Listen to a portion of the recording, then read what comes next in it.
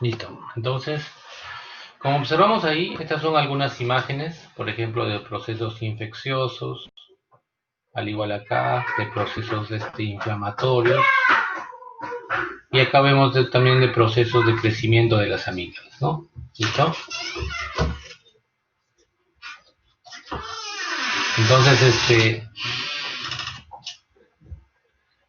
los temas que nosotros vamos a tratar un poco es lo que es la anatomía de orofaringe, bueno, las principales y más frecuentes patologías que llegan a la consulta en nuestra especialidad, y dentro de ellas algunas otras que no son tan comunes, pero que hay que entender dentro de este capítulo de patología de orofaringe. Además, puntos importantes de rescatar en esta clase es justamente los tipos de tratamiento, hablamos de quirúrgico y sus indicaciones, ¿no? ¿Listo? Entonces, en cuanto a lo que es la anatomía de orofaringe, principalmente vamos a desarrollar lo que se relaciona a las amígdalas palatinas. Entonces, como ustedes ven, la orofaringe es un conducto músculo-membranoso que va a dar paso al bolo alimenticio, ¿no? Entonces, nosotros vamos a tener unos límites, ¿no? O fronteras, por entenderlo así, que lo vamos a dividir en paredes, ¿no? La pared superior, la pared inferior, ¿no? La pared anterior, posterior y lateral, ¿no? Entonces, en cuanto a la pared superior, vamos a tener el límite, el cavum, ¿no? Y la rinofaringe o paladar blando en esta zona. En cuanto a la pared inferior, está dado por hipofaringe y hueso yoides. La pared anterior tiene como límite la úvula y el límite con la cavidad bucal. En cuanto a la pared posterior, vamos a observar acá ya la musculatura faríngea y el espacio prevertebral. Y en la pared lateral ya vamos a encontrar a las amígdalas, ¿no? Palatinas, ¿listo? Igual en esta imagen observamos como la ubicación de esa zona, ¿no?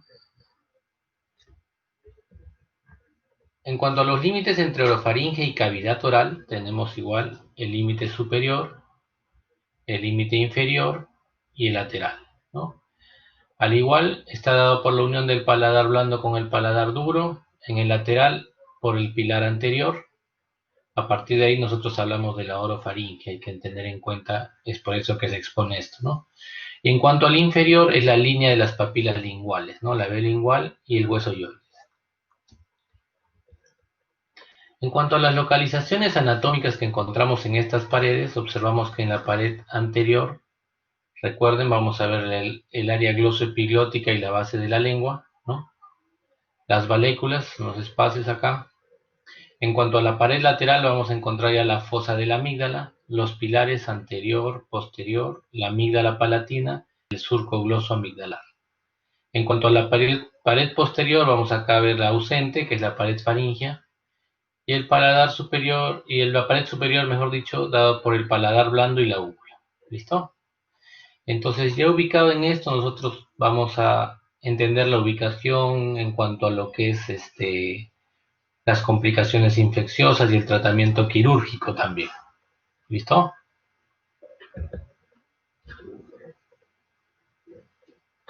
Muy bien. Bueno, acá tenemos una imagen, ¿no? En resonancia de un corte cadavérico para observar algunas de las estructuras. Ahí vemos la resonancia, ¿no? Bueno, las amígdalas palatinas es una agrupación de tejido linfoide encapsulado, ¿listo? Está parcialmente cubierta por los pilares, acá estamos en los músculos de los pilares anteriores y posteriores. El espacio entre la cápsula de la amígdala, que la cubre acá, y el músculo constrictor superior de la faringe, ¿no? Forman un espacio. Esta línea blanca que vemos acá es el espacio periamigdaliano, ¿no? Cobra mucha importancia porque es la ubicación de los procesos de los abscesos, y hay que recordar que es el plano que hay que abordar para la extracción de la amígdala. Como sabemos, la amígdala que tiene una cápsula, esta cápsula se puede imaginar formando criptas, ¿no? Donde se pueden acumular el detritus. El detritus no es otra cosa que restos de alimentos, partes que entran por boca al respirar, que se van estancando en el fondo, se descomponen y llenan esta cripta, ¿no? Y tiene un aspecto blanquecino, que una vez que se extrae tiene un olor desagradable porque es material en descomposición, ¿no? Esto se le llama tonsilolitos. Tonsilolitos porque adquieren una consistencia dura, ¿no? Un poquito pétrea, ¿no? Sabemos que las amígdalas palatinas son parte del anillo de Waldeyer. Estas están presentes en el nacimiento, crecen en la primera infancia hasta los 6 años y alrededor de la pubertad empiezan a decrecer e involucionar para acabar atrofiándose en la vida adulta, ¿no? ¿Listo? Entonces, simplemente para tener en cuenta, el anillo de Waldeyer está conformado por las amígdalas palatinas, ¿no? Tenemos la amígdala lingual, el tejido que está en la zona de las trompas de Eustaquio, que se llama la amígdala tubárica, para que se entienda, y la amígdala faríngea o adenoides, ¿no? Sabemos que esto en la niñez también va a desaparecer, o sea, cerca de los 12, 13 años va a ir desapareciendo. Entonces, ¿por qué tiene importancia este anillo? Porque vemos de que las amígdalas no es la única estructura de defensa al ingreso de los microorganismos por vía de orofaringe, ¿no? O nariz, ¿no? ¿Listo? Ya lo van a tener esa exposición para que lo revisen con calma, ¿no? Entonces sabemos que la función es facilitar el desarrollo de la inmunidad sistémica, ¿no? Frente a microorganismos que penetran por la nariz o boca.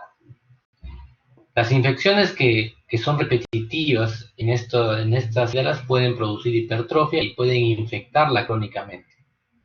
En esos casos, en un diagnóstico claro de una infección crónica, una amigdalitis crónica, deben extirparse.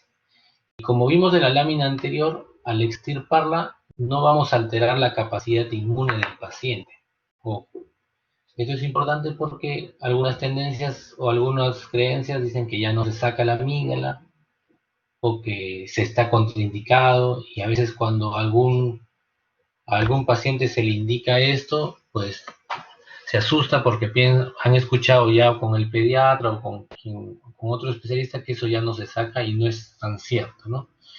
Obviamente tiene sus indicaciones y es justamente lo que queremos que quede claro en esta clase, ¿no? Bueno, esos son algunos de los cortes histológicos de amígdalas crónicas. Vemos cómo las criptas llegan a atravesar casi toda la amígdala, ¿no? Bueno, hay que tener en cuenta de que lo que hemos revisado es un poquito, pues, en líneas generales lo que se va a observar. Ahora, ya específicamente vamos a ver lo que es la amigdalitis aguda, ¿no? La amigdalitis aguda es una enfermedad de diagnóstico sencillo relativamente, porque es clínicamente fácil de diagnosticar. Tenemos que entender como una infección viral o bacteriana que va a afectar las amígdalas palatinas y que muy a menudo se va a afectar también la faringe, ¿no? Por vecindad, ¿no? Esta suele tener resolución espontánea, se considera hasta 3 o menos episodios por año. Es decir, si un paciente se enferma 3 veces al año, pues nosotros tenemos que catalogarlo con que esos cuadros son cuadros de amigdalitis aguda, ¿no? Los síntomas pueden durar de 4 a 6 días, eso es irregular, y se resuelven hasta los 15 días. Obviamente esto es una evolución natural, ¿no? Sin intervenir nosotros, ¿no? Debemos de justamente iniciar tratamientos para cortar ese tiempo de duración de la enfermedad, ¿no? Los factores que predisponen esto es la exposición a temperaturas extremas, más frecuente en los climas fríos, infecciones preexistentes del tracto respiratorio y trastornos inmunológicos. Ahí nosotros observamos una infección aguda de las amígdalas con placas de supuración, ¿no? Y con enrojecimiento de la pared faríngea.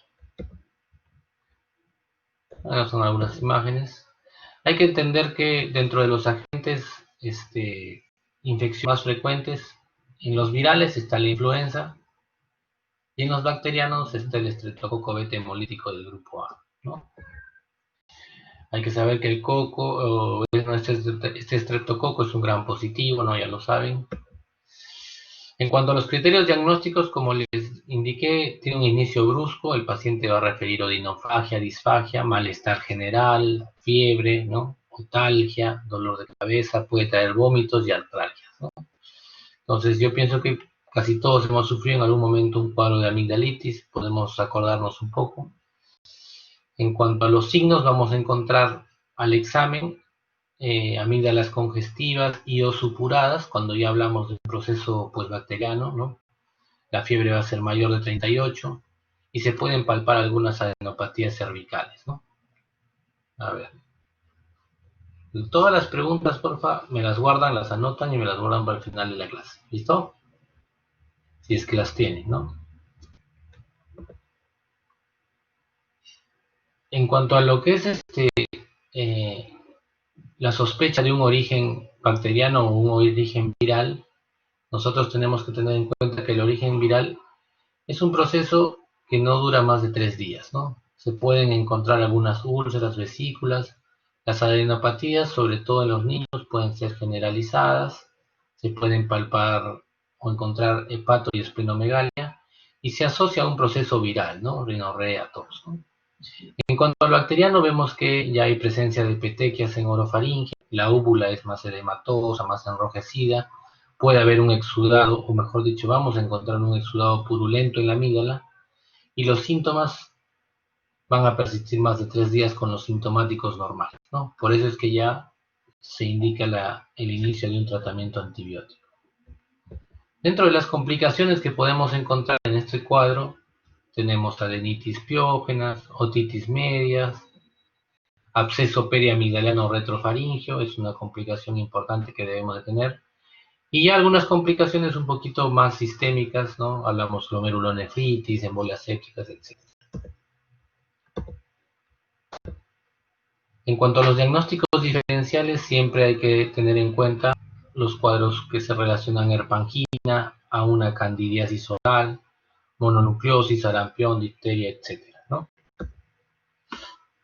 Sabemos que la mononucleosis infecciosa se va a comportar como unas úlceras que se presentan, ¿no? Hepatoesplenomegalia. En cuanto al manejo, no se requieren mayores exámenes auxiliares. Si es que nosotros vemos por conveniente hacerlo, pues un hemograma, gran, hisopado de amígdala, objetivo de secreción faríngea nos pueden ayudar. No requiere hospitalización, se indica una dieta blanda y una ingesta de líquidos importante, porque hay que tener en cuenta que el paciente tiene un poco de dificultad para pasar, dolor, y va a dejar de ingerir, ¿no? En cuanto al tratamiento, pues siempre de elección la amoxicilina, las penicilinas benzatínicas, ya que estamos hablando de un estoco a un gran positivo, ¿no? En cuanto a las alternativas en pacientes con alergias, pues tenemos sulfas, eritromicina y claritromicina o acitromicina, ¿no? Macrólidos son de mucha utilidad acá. Y no olvidar los sintomáticos, ¿no? No solamente dar el antibiótico. Obviamente, si damos el antibiótico, el dolor no va a pasar, ¿no? Tenemos que dar analgésicos, también antihistamínicos, unos colutorios que van a ayudar a atenuar localmente un poquito las molestias, ¿no? Acá vemos una imagen característica de una amigdalitis aguda, ¿no? Vemos el edema de la úvula, la supuración, la placa blanquecina en las amígdalas, ¿no? Muy bien. Algunas otras imágenes. Bueno, el estreptococo. Y vemos otras imágenes características, ¿no? El paciente obviamente tiene una odinofagia marcada, ¿no? Existen algunas formas especiales de faringoamigdalitis aguda. Tenemos lo que es la amígdala de Paul Vincent, las serpanginas por Coxsackie, la escarlatina por estreptococo beta hemolítico, la angina herpética, la mononucleosis por Epstein-Barr y difteria, ¿no? Son algunas de unas formas especiales de faringoamigdalitis, ¿no? Muy bien. En cuanto a lo que es ya la amigdalitis crónica, que ya hay que diferenciarla de la aguda, ¿no? Hay una forma clínica de hacerlo. Entonces tenemos lo que es la infección bacteriana aguda o subclínica recidivante de las amígdalas palatinas. Esto, el criterio que nos da la cronicidad significa 4 a 5 episodios por año en 2 años consecutivos. Entonces, si el paciente entra en esta frecuencia de episodios, pues tenemos que catalogarlo como una amigdalitis crónica. Hay que entender que el paciente siempre va a acudir en la reagudización, ¿no? Es trabajo nuestro, pues, identificar eso para poder plantear el tratamiento que evite el paciente, ya que en los procesos crónicos es un poquito diferente, ¿no? En cuanto a la etiología, pues, en cuanto a lo que es el agente más frecuente, es el mismo que en la amigdalitis aguda. Obviamente acá ya se agregan otro tipo de agentes infecciosos, estafilococo, Neisseria, hay también un poquito más de afección por hongos.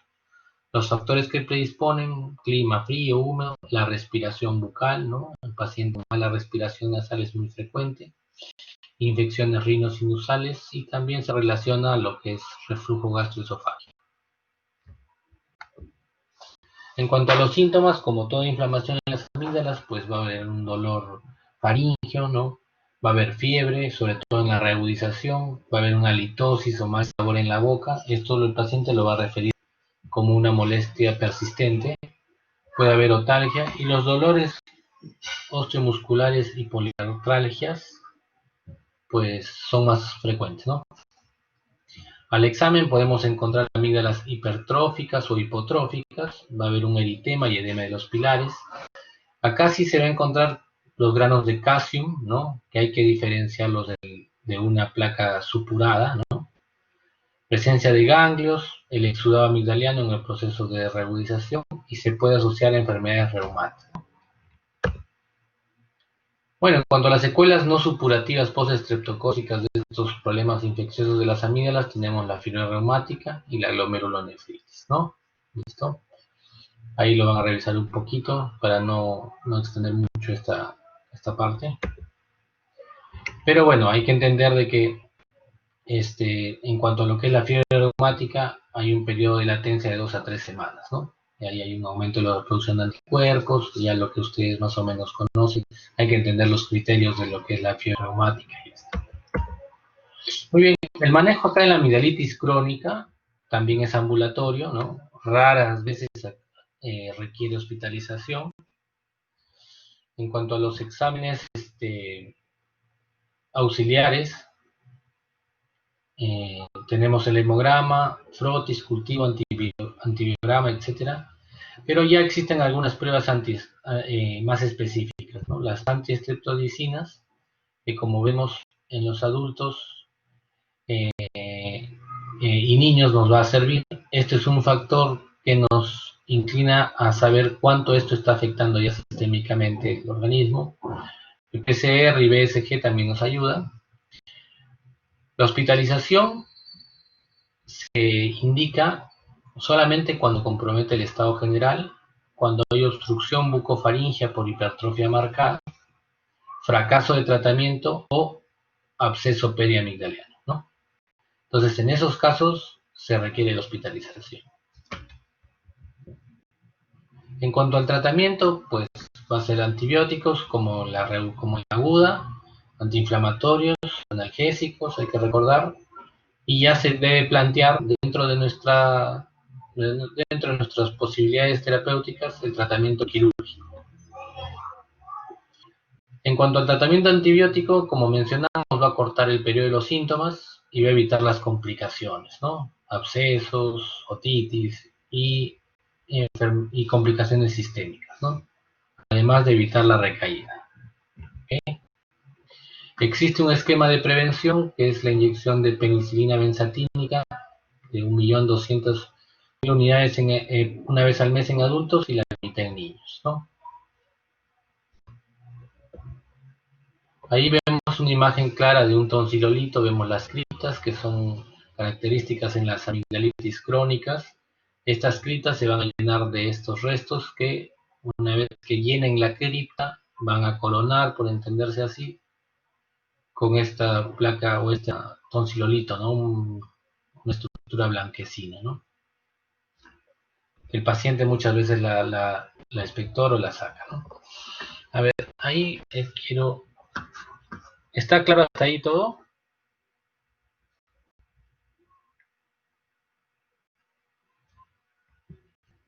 ver.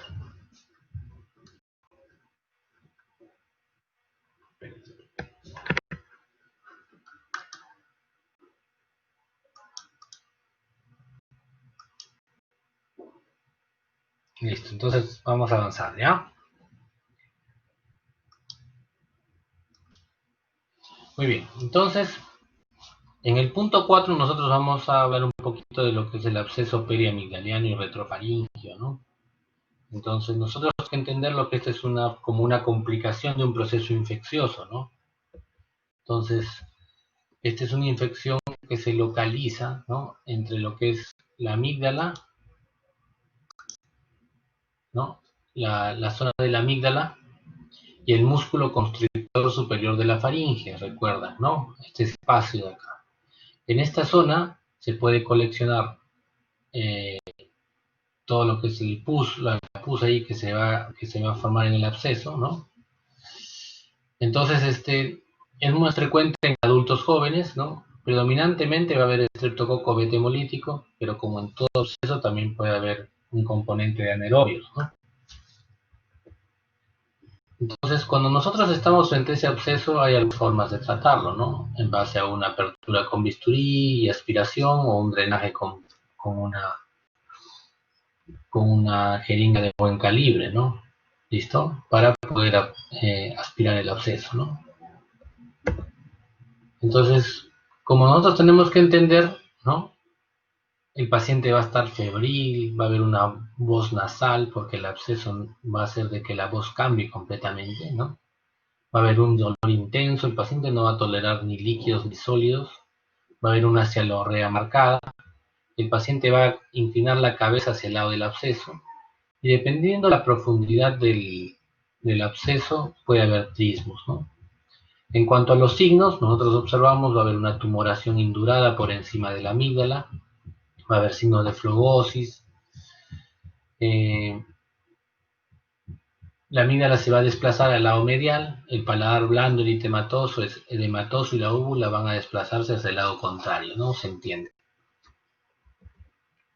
En cuanto al tratamiento, hay que entender que el paciente puede llegar con un grado de deshidratación, ya que no ingiere líquidos ni sólidos, hay que hidratarlo, analgésicos, antipiréticos.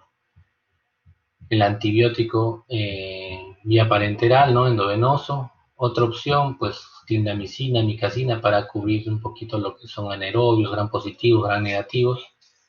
Si este absceso no drena espontáneamente, obviamente hay que hacer una incisión y ¿no? Drena espontáneamente porque muchas veces se inicia a través de una cripta, ¿no? Y por ahí mismo a veces puede drenar. Si es que no, hay que drenarlo, ¿no? Hay una técnica para hacer el drenaje, ¿no?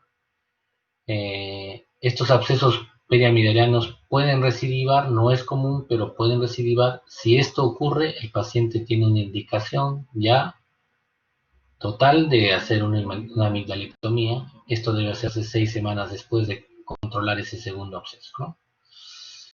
Las complicaciones de esto es el absceso parafaringeo, y es un poquito más raro. Ahí observan la formación de cómo desplaza la úvula, ¿no? Se medializa esta zona de la amígdala, se medializa.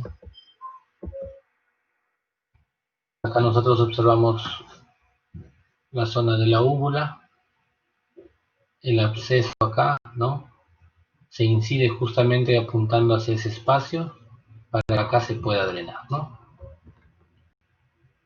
Ahí observamos. Bueno, el absceso retrofaringeo ya es una infección localizada entre los músculos faringeos, ¿no?, por delante y prevertebrales por detrás. Pues los síntomas también: malestar general, disfagia, odinofagia. Puede haber se ve evidenciar una tumoración roja en la pared lateral de la faringe. La complicación es que este absceso drene hacia el mediastino, ¿no? Ahí sí va a complicar un poquito lo que es la evolución del paciente y puede comprometer la vida.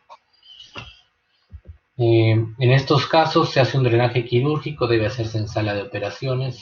Hay que entender de que cuando se hace el drenaje debe dejarse un dren con una guía para el retiro posterior, ya que si esto se puede llenar otra vez, sería pues ilógico entrar otra vez a sala de operaciones con el riesgo que tiene el paciente, ¿no? ¿Listo? Entonces, ¿Hasta ahí alguna pregunta, chicos?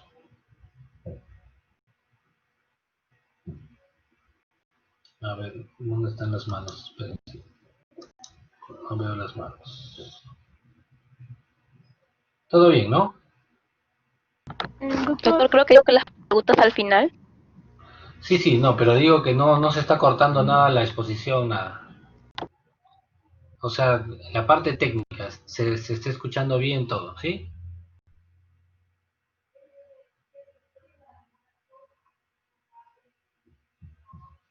Sí, doctor, se le está escuchando bien, no se preocupe. Ah, ya, listo. Entonces seguimos. Muy bien. Ya esta parte, dejando lo que es la parte infecciosa, como hemos visto, hay otro gran grupo que abarca una gran cantidad de pacientes y problemas relacionados a la orofaringe y a las amígdalas, ¿no? Que es la hipertrofia amigdaliana. Entonces, la hipertrofia amigdaliana se va a caracterizar por problemas obstructivos. Hablamos el apnea obstructiva del sueño, ronquidos, dificultad para deglutir y alteraciones de la resonancia de la voz, ¿no? Hay que entender que la hipertrofia amigdaliana detectada en la niñez, o que se detecta en la niñez, mejor dicho, tiene una relación muy frecuente con la hipertrofia adenoidea también, ¿no? Entonces, los grados de hiperplasia se van a entender de grado de 0 a 4, teniendo en cuenta que el 0 es cuando las amígdalas están completamente cubiertas por el pilar anterior. Es como que no las vemos. El grado 1, para entender, es menos del 25% y el grado 4 más del 75%. Ahora, ¿cómo entendemos esto? Lo vemos gráficamente. Pues vamos a ver una imagen acá. Entonces, yo no sé si acá puedo escribir, creo, ¿no? Entonces nosotros si trazamos una línea, aquí, esto, imaginémonos que es el 100%. ¿Listo? Entonces, grado 1 va a ser ahí aproximadamente, un grado 2, ahí aproximadamente, un grado 3 y un grado 4.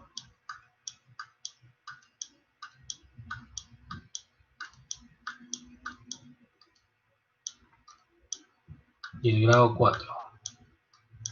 ¿Listo? Entonces, una hipertrofia de grado 3 y grado 4, pues amerita tratamiento quirúrgico. Entendemos que si una amígdala llega hasta acá, llega hasta la línea media, pues grado 3, 4 es quirúrgico porque va a traer sintomatología obstructiva, ¿no? Muchas veces cuando no hay un proceso de fondo infeccioso, por ejemplo en los niños, se opta a hacer amigdalectomías de tipo parcial. Se extrae, por ejemplo, o se lleva de un grado 4 a un grado 1 o 2, ¿no? Entonces, ya teniendo en cuenta eso, tenemos indicaciones claras de lo que es el tratamiento quirúrgico. Tenemos en primer lugar la amigdalitis crónica, como mencionamos, ¿no? Con complicaciones sistémicas, etcétera, ¿no? Con ácido elevado y más que todo con el diagnóstico de cronicidad, ¿no? Que es el número de episodios en el año, ¿no? El absceso periamigdaliano reiterativo y la hipertrofia amigdaliana, ¿no? Hablamos de la apnea obstructiva del sueño, grado 3, grado 4. Y a esto se agrega una última indicación o criterio de tratamiento quirúrgico, que es el crecimiento unilateral amigdaliano. Esto en sospecha de un tumor, ¿no? Como sabemos nosotros en los adultos, pues la tendencia de las amígdalas conduce a una hipotrofia, ¿no? Entonces, hay personas que tienen amígdalas hipertróficas, pero que ya saben que las tienen o alguna vez se han dado cuenta o el médico alguna vez le ha dicho usted sus amígdalas son grandes, entonces no hay problema, ¿no? O a veces también se le puede decir al paciente que se encuentra que hay una amígdala que siempre es un poquito más grande que la otra, pero siempre ha sido así, ¿no? Entonces, eso no hay mayor inconveniente. Pero en una persona adulta, donde las amígdalas son claramente, tienen una diferencia importante, pues nosotros estamos frente a la sospecha de un tumor, ¿no? Entonces, ese es un criterio para extraer la amígdala y obviamente estudiarla, ¿no? Estos son algunos de los instrumentales que nosotros utilizamos para el tratamiento quirúrgico. Las características del instrumental de la cirugía de amígdalas es que son alargados, porque obviamente trabajamos por boca, ¿no? Observamos algunos del amigdalótomo, que es algo diferente a lo que nosotros conocemos como mango de bisturí largo, ¿no? La tijera de Metzenbaum, o el decolador o elevador de úvula o paladar, algunas pinzas de campo y estos bajalenguas, ¿no? Este bajalengua es un bajalengua que se usa cuando el paciente se opera con anestesia local, que se operaba antes, ¿no? Donde esto traccionaba el ayudante, algunas veces el mismo paciente. Una cirugía un poquito traumática para el paciente y molesta para el cirujano, ¿no? Entonces, nosotros ahora optamos por la anestesia general, que es más seguro para el paciente, más confortable también para él y obviamente permite al médico tener una técnica un poquito más depurada y menos complicaciones en cuanto a lo que es la hemorragia y también los restos de amígdala, ¿no? Entonces este es un abreboca autoestático, ¿no? Entonces se coloca el bajalenguas y se engancha solo y uno trabaja, como decir, con ambas manos y con tranquilidad, ¿no? Entonces el objetivo es desprender la amígdala de su cápsula, ¿no? Que la separa de la pared faríngea. Acá observamos la úvula. Esto sería el pilar posterior, pilar anterior, y esto es el lecho de la amígdala, ¿no? Entonces ahí observamos nuevamente la úvula, el lecho de la amígdala, el pilar anterior, posterior. Observamos acá la amígdala, la pieza quirúrgica, con sus polos de irrigación, polo superior, medio e inferior, y vemos cómo están los tonsilolitos ahí incrustados en las criptas, ¿no?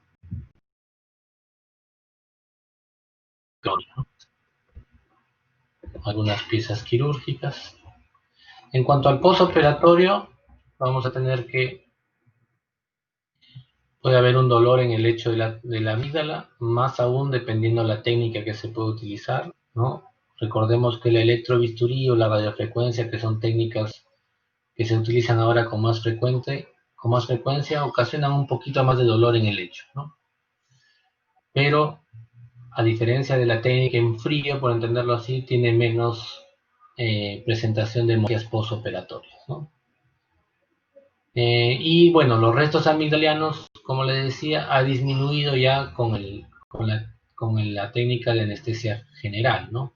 Porque nos permite revisar todo con calma, ¿no? Mientras que los restos amigdalianos son muy comunes cuando se realiza técnica con anestesia local, ¿no? Muchos de nuestros pacientes ahora ya son operados, pero vienen con dolores similares a los de la amigdalitis y es porque quedan restos. Y esos restos se van a comportar como la amígdala. Y por último, ya el último punto, hablamos de lo que son los tumores de orofaringe, ¿no? Principalmente hablamos de tumores malignos, ¿no? Hay que entender que en orofaringe el carcinoma escamoso es el más frecuente en esta zona, ¿no? Le siguen los linfomas, ¿no? Y ya más raros lo que es el plasmocitoma, melanoma, etc., ¿no? Los sarcomas, ¿no? Son más raros, ¿no? ¿Listo? Entonces, este carcinoma escamoso que encabeza lo que es las tumoraciones en orofaringe, se sabe que es más frecuente en varones, sobre todo por los hábitos de tabaco y alcohol, ¿no? Bueno, ahora es muy frecuente casi en ambos sexos, pero siempre predominan los varones. Este carcinoma escamoso de la amígdala va a tener un comportamiento silente, una leve molestia a la delusión cuando empieza a avanzar. En el 30% va a debutar con adenopatías cervicales, ¿no? Si se ulcera, puede haber otalgias irradiadas, puede haber trismus, dependiendo de la infiltración del plano muscular, ¿no? En cuanto a las clasificaciones anatomopatológicas macroscópicas, vamos a tener lesiones exofíticas, ulceradas o vegetantes. Estas son algunas de las imágenes, cómo se ve la amígdala, ¿no? Es muy diferente, ¿no? A un proceso inflamatorio o infeccioso. En cuanto al diagnóstico, se hace en base a una biopsia, debe hacerse un estudio tomográfico, tampoco de resonancia para ver la infiltración. Es importante en cuanto a las opciones terapéuticas tener en cuenta que la cirugía y la radiación son las que encabezan nuestro manejo acá. Ya en segunda línea, por entenderlo así, tenemos lo que es la quimioterapia sola o asociada, ¿no? ¿Listo? Y por último ya el tratamiento paliativo. Bueno, estas son algunas imágenes en las placas, ¿no? La forma es importante. En segundo lugar, vimos que el linfoma era el 8% de los tumores de esta zona de amígdalas, ¿no? Entonces tenemos que con el aumento de la incidencia del SIDA, ¿no? El número de casos de linfoma no Hodgkin en amígdala ha aumentado, ¿no? ¿Por qué? Porque los factores son justamente las inmunodeficiencias, sean hereditarias o adquiridas, las enfermedades autoinmunes, las exposiciones a fármacos y otras sustancias químicas, tiene asociación viral, ¿no? Son silentes y vamos a encontrar como un signo una amígdala hipertrófica, un color rojo vinoso característico y una ulceración predominantemente medial, ¿no? En la amígdala. Al momento del diagnóstico se detectan adenopatías cervicales y el tratamiento, al igual que el anterior, principalmente es con manejo de radioterapia en primer lugar y cirugía en segundo. En el anterior, dependiendo del estadio, puede ser cirugía, radioterapia, ¿no? Entonces acá, bueno, vemos una imagen, vemos como pulsera en el medio de la amígdala, ¿no? Y listo. Muy bien. Entonces,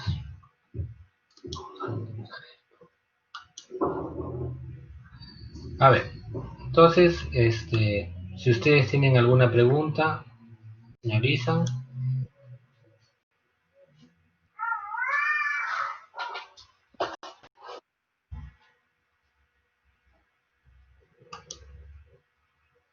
Doctor, disculpe, Dime. con respecto a la amigdalitis aguda, indicó que las dos causas más comunes eran el virus influenza y el Streptococcus B hemolítico tipo A, pero entre las dos, ¿cuál sería la más común? No, o sea, hablamos de que cuando es una amigdalitis de origen viral, el más frecuente es la influenza. Y dentro de las amigdalitis bacterianas, la gente más frecuentemente involucrada, por entenderlo así, es el estreptococo beta hemolítico. O sea, hay que diferenciar, ¿no? No sé, Entonces, doctor, pero mi pregunta era entre los dos, o sea, ¿cuál sería el más frecuente en la amigdalitis aguda? o sea, Entre la como en viral todo, y la bacteria. a ver, ¿tú qué piensas? La Te viral. hago la repregunta, la viral, ¿no? La O sea, viral. todo proceso viral, la viral es más frecuente, definitivamente. Es más, muchas veces a partir del proceso viral pasa a la complicación bacteriana, ¿no? O sea, de inicio bacteriano puro, pues también existen, pero obviamente es mucho más frecuente el proceso viral, ¿no? Como en todos estos cuadros respiratorios, ¿no? Ok, doctor, gracias. Listo. ¿Algo más? ¿Con confianza? Doctor, sí, una pregunta. A Dime. la ectoscopía, o sea, la visión de las amígdalas, ¿es instantánea la diferenciación entre viral y bacteriana o hay momentos en los cuales tenemos que pedir cultivo? O sea, mira, nosotros tenemos que tener en cuenta que tiene que haber una clínica de la mano, ¿no? O sea, nosotros no vamos a decir, no vamos a verlo al paciente y hacerle abrir la boca, ver las amígdalas y diagnosticar, ¿no? Se entiende que primero va a haber una conversación con el paciente y el paciente te va a decir los síntomas. Entonces, a partir de ahí nosotros ya empieza nuestra diferenciación. Ahora, como tú dices, ya le pregunté tal y me ha dicho tal, ¿qué voy a encontrar al examen? Existen algún tipo de diferenciaciones. Por ejemplo, el proceso viral no va a ocasionar placas de supuración, ¿no? Regularmente trae unas pequeñas, trae un enrojecimiento, unas pequeñas, como papulitas, como una cosa no muy diferente a lo que es el proceso el proceso infeccioso, ¿no? Acá vamos a poner, vamos a ver, te voy a enseñar ahí el slide donde diferencia el origen bacteriano y viral, ¿ya? Dame un segundito, para que se entienda más claro.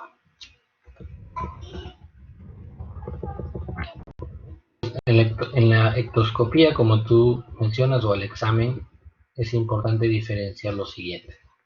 Digo, el cultivo realmente en un paciente agudo, pues, imagínate si tú le vas a hacer el Disculpe, doctor. cultivo, dime, ya, espérate un segundito, No se ve, doctor. vamos,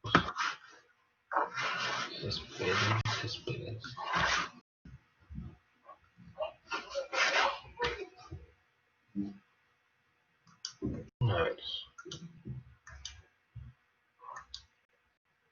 A ver, ahora ven, Sí, Ahora sí, doctor. ahí está, doctor. entonces, nosotros al examen, ¿qué nos va a sugerir, como se dice acá, si esto es viral o bacteriano, ¿no? Entonces, como les mencioné, la clínica es súper importante, ¿no? El paciente te va a decir, sí, doctor, he estado con un poquito de tos, de rinorrea, mucosidad, ¿no? Y nosotros vemos al examen unas pequeñas vesiculitas, unas úlceras, un enrojecimiento, palpamos ganglios y encontramos, pues, ganglios no duros, ¿no? Obviamente, pero vemos varios ganglios o palpamos ahí una adenopatías o un crecimiento de los ganglios ligeros, ¿no? Entonces, si nosotros vemos esto, obviamente vamos a pensar que esto es un paciente con un cuadro probablemente viral, y si pedimos un cultivo bacteriano, pues va a salir negativo, ¿no? Mientras que si el paciente tiene un síntomas de más de 3 días, ya el paciente te llega con síntomas por más días, y observamos un enrojecimiento también marcado, pero ya vemos placas o exudado purulento, obviamente es un proceso bacteriano. Ahora, necesitamos cultivo para tratar esto. Nosotros tenemos que entender de que va a ser un estreptococo beta hemolítico o sea, lo más frecuente va a ser eso. Entonces tenemos que tratar eso, ¿no? Ahora, si nosotros estamos frente a un proceso crónico o repetitivo, pues ahí sí sería indicado de repente, pues hacer un cultivo y un antibiograma, ¿no? Porque puede ser otro tipo ya no tan frecuente, ¿no? Entonces, el cultivo, como le digo, regularmente se reserva para distintos casos ya a criterio, ¿no? Porque de inicio el paciente llega esto y tú inicias una terapia antibiótica para cubrir estreptococo, ¿no? Tus síntomas, todo. El paciente regularmente evolucionaría. Si es que no fuera así, ya tú pasas al siguiente nivel, ¿no? ¿Listo? Ok, doctor, gracias. Listo. A ver, Doctor, dígame. la diferencia entre una amigdalitis aguda y la crónica es por el tiempo que se presenta, ¿cierto? Claro, es por el número de episodios que el paciente presenta, ¿no?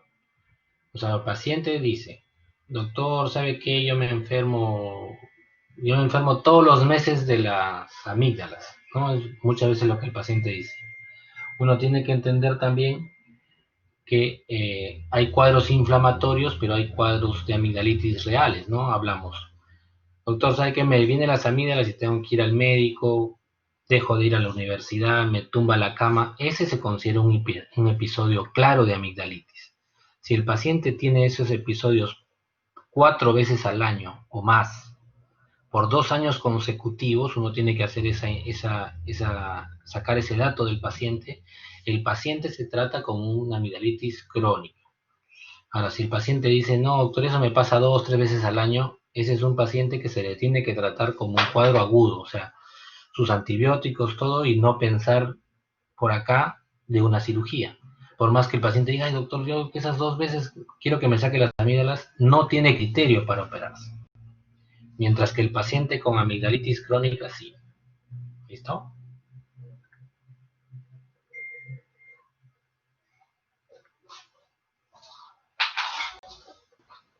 Y la causa, como usted lo dijo, es viral o bacteriano, ¿no? Las dos cosas.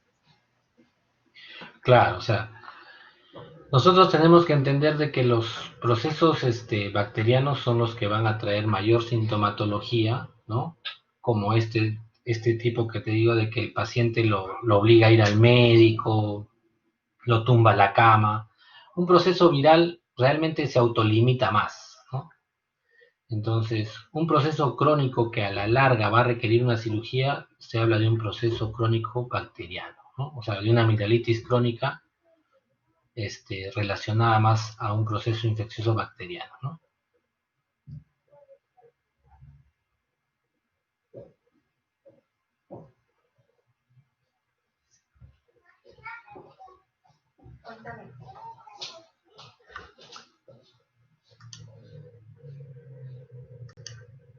¿Listo?